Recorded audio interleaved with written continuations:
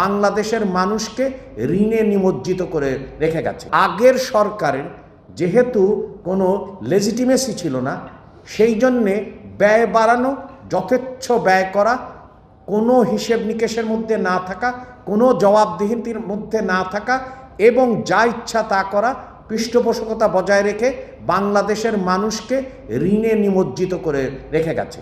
সে পরিসংখ্যান তো সবার জানা।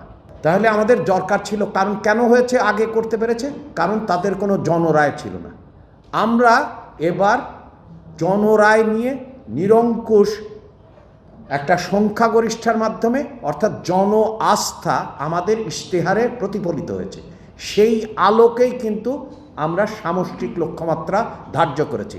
আপনারা সবাই জানেন যে ট্রিলিয়ন 2034 সালের মধ্যে $1 ট্রিলিয়ন, এটা জনরায় হিসাবে এসেছে। দ্বিতীয়ত, আমাদের প্রত্যেকটি ইশতেহারে 5টি ভাগে জনগণের অভিমত নেওয়া হয়েছে।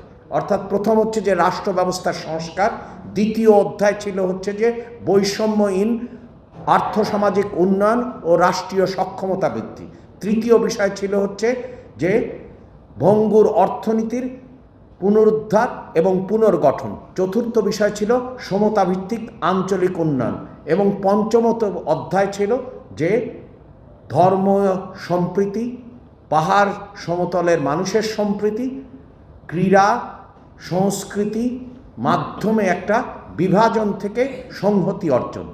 এই 5টি বিষয় জনগণ রায় দিয়েছে। সেটাকে আমরা এখন জনরায়কে জনগণের এজেন্ডা, অর্থাৎ সরকারের এজেন্ডা পরিণত হয়েছে, সেটাকেই আমরা রূপান্তরিত করছি এই পরিকল্পনা দলিলে। অর্থাৎ জনগণ থেকে উৎসরিত, জনগণের কাছে জবাবদিহি একটা পরিকল্পনা দলিল তৈরি হয়েছে, যা বাংলাদেশের ইতিহাসে মাইল ফলক।